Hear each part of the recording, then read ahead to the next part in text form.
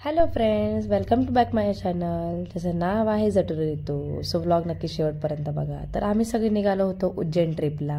उज्जैन यात्रा आमच्या इथे सरपंचांनी म्हणजे हे केलं होतं, यात्रा ठरवली होती सगळ्यांची. निवडणुका आल्यात जवळ, सो आम्ही पण त्याचा लाभ घेतला.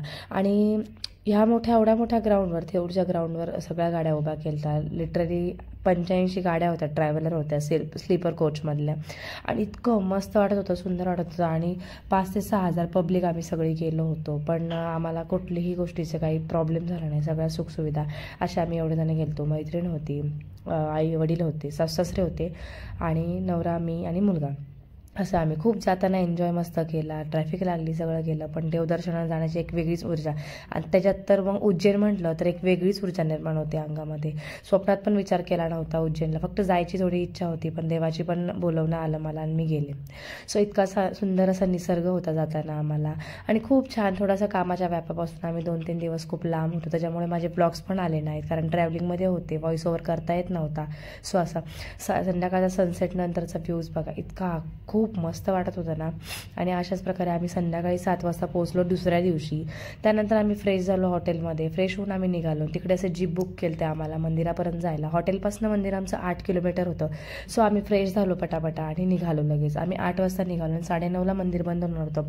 खूप टेन्शन आलं होतं आम्हाला दर्शन मिळेल का नाही, पण आम्हाला दर्शन मिळालं. ते पुढे नक्कीच तुम्ही बघा. इतकं सुंदर नजारा होता. आणि उज्जैनच्या नगरीमध्ये खरंच म्हणतात ना, एक वेगळीच ऊर्जा असते, ती खरंच आम्ही अनुभवली आहे त्या नगरामध्ये.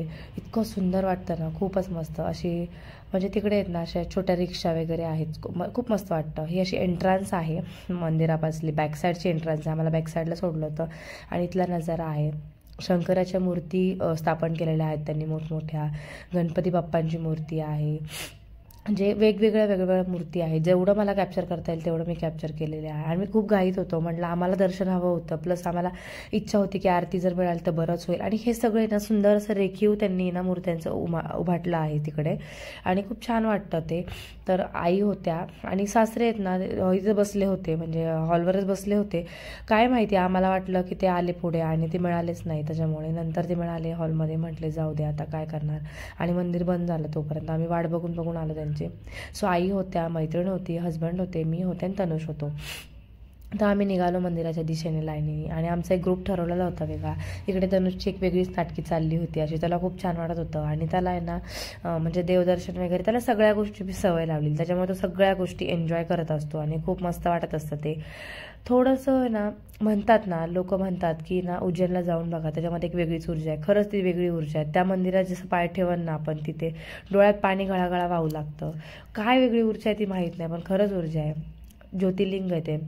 म्हणजे आपल्याला नशीब माझं आणि माझ्या मुलाचं. आम्ही उज्जैन महाकालला पोहोचलेलो आहोत. दर्शनाच्या लाईनीला चाललोय. संध्याकाळ झाली आम्हाला पोहोचायला.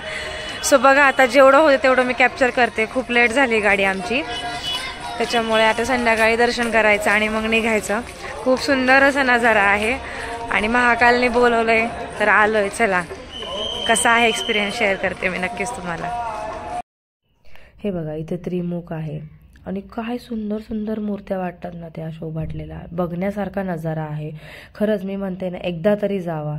माझी इच्छा होती केदारनाथ आणि मला इथे उज्जैनला महाकालला यायचं. एक इच्छा पूर्ण झाली. केदारनाथची इच्छा कधी पूर्ण होते? केदारनाथ महाराज बोलवा लवकर, हीच इच्छा आहे माझी. खूप मस्त वाटतं, खूप एक वेगळी ऊर्जा. आणि खूप सारी गर्दी होती, कारण सध्या निवडणुका झाल्या तर सगळीकडनं लोक येत आहे, खूप सारी पब्लिक आहे. सो पण नाही ना, कोणाचीच अशी गैरसोय झाली नाही. आम्हाला पण खूप छान अशी सोय करून दिलेली होती. सो आम्ही पण एन्जॉय केलं ते.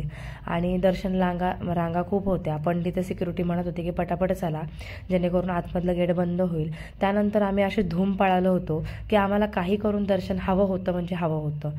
आम्ही म्हणजे विचारच करू शकत नाही. आणि ह्या मूर्त्या असं बघायला, फोटो वगैरे राहू दे म्हटलं, नंतर काढता येईल, पण पहिले दर्शन. आणि इतकी गर्दी, म्हणजे सगळी पब्लिक आहे ना, असे फोटो कॅप्चर करत होते. सगळ्यांना ते मेमराईज ठेवायच्या होत्या. सो सगळे ते एन्जॉय करत होते. वेगवेगळं सगळ्यांच्या भावना व्यक्त होत होत्या. आणि खरंच म्हणतात ना की त्या उज्जैनला महाकालला जाऊन आल्यानंतर दिवस पलटतात असं म्हणतात. 45 दिवसानंतर बघा तुम्ही काय बदल होतो. खरंच तो बघण्यासारखा असेल. बघू आता आपणच. इथे मस्त आम्ही टिक्का लावून घेतला तो जय महाकालचा. आणि खूप छान. तेव्हा त्या दादांनी खूप किरकिर करत होते. त्यांना असं वाटलं कोण पैसे देतं कोण नाही. एवढे जण थांबलो आम्ही, कोणी पैसे देणार नाही का. सो सगळ्यांनी टिक्का लावला. आणि हे जेव्हा रील्स बघतो ना आपण टिक्का वगैरे असं वाटतं कधी आपण जाणार, कधी आपण लावणार, पण खरोखर मी तिकडे होते आणि विश्वास बसत नाही. हे बघा महाकालजी, त्यांचं दर्शन इतकं समोरून, तुम्ही पण दर्शन घ्या, इतकं भारी, असं मला बोलताना पण भरून येते. काही माहीत नाही, दर्शनाच्या वेळेस मी थांबले, डोळे मिटले आणि माझ्या डोळ्यात पाणी आलं की एक वेगळी ऊर्जा आहे त्या मंदिरामध्ये. खरंच म्हणतात ते खोटं नाही आहे काही, आणि खूपच मस्त वाटतं. आयुष्यात काही नाही केलं तरी चालेल, पण महाकालला नक्की जाऊन या. खरंच दिवस पलटतात, हे मी स्वतः अनुभवलेलं आहे. त्या दिवसापासून, जेव्हापासून मी आले त्या दिवसापासून अनुभवले, जेव्हापासून मी तिकडे निघाले तेव्हापासून मी अनुभवलेलं आहे. जाताना एवढा कठीण रस्ता होता, आम्हाला गाडीचे प्रॉब्लेम्स आले, सगळे आले, पण आम्हाला तिथपर्यंत पोहोचवलं. आमची गाडी अक्षरशः तिरकी आली होती, पण काही माहीत नाही, आम्ही सुखरूप त्या देवस्थानी पोहोचलो आणि खरंच खूप छान वाटते. म्हणलं ना, थँक्यू महादेवा, करत जय महाकाल. खरंच खूप छान वाटते, जे ना शब्दच नाही माझ्याकडे. तुम्ही दर्शन घ्या. त्यानंतर आम्ही हॉटेलवर पोहोचलो. हॉटेलवर इतकं सुंदर असं डेकोरेशन केलेले होते. हे सरपंच होते आणि निवडणुकीला बसलेले होते, सो इतकं छान डेकोरेशन. त्यानंतरचा कार्यक्रम आम्ही थोडा मिस केला, पण ठीक आहे, जाऊ दे, तो कार्यक्रम महत्त्वाचा नाही. आम्हाला दर्शन झालं आमचं, मेन गोष्ट. आणि आरती, आणि एक गोष्ट आहे की आम्हाला आरती मिळाली, तर इतकं भारी वाटत होतं ना की आम्ही विचार नव्हता केला. मला विचार होता की भस्म आरती भेटली पाहिजे आम्हाला, पण आम्ही लिटरली घाटामध्ये आम्ही आदल्या दिवशी रात्री 11 वाजता जे अडकलो होतो, त्यानंतर दुसऱ्या दिवशी आम्ही सकाळी पहाटे उठले, तिकडेच गाडी होती. आम्ही 8 वाजता त्या ट्रॅफिकमध्ये निघालो. सो असा होता. तर असं काही मी कॅप्चर केलं आहे थोडंसं, ते नक्की शूट तुम्ही बघा, खूप छान छान असं नंतर एडिटिंग करून मी टाकलेलं आहे. सो इतकं छान नजारा बघितला, खूप छान एक्सपिरियन्स आला. नक्कीच तुम्हाला पण देवाने तिथे जाण्याची संधी द्यावी आणि तुम्ही पण जावं सगळेजण, अशीच इच्छा आहे माझी. सो व्लॉग नक्की शेवटपर्यंत बघा आणि असंच तुमचं खूप सारं प्रेम द्या. छोटासा व्लॉग होता, छोट्याशा मेमराईज होत्या, ते शेअर केल्या मी, आणि नक्कीच भेटून नेक्स्ट व्लॉगमध्ये. So thank you. लाईक करा, शेअर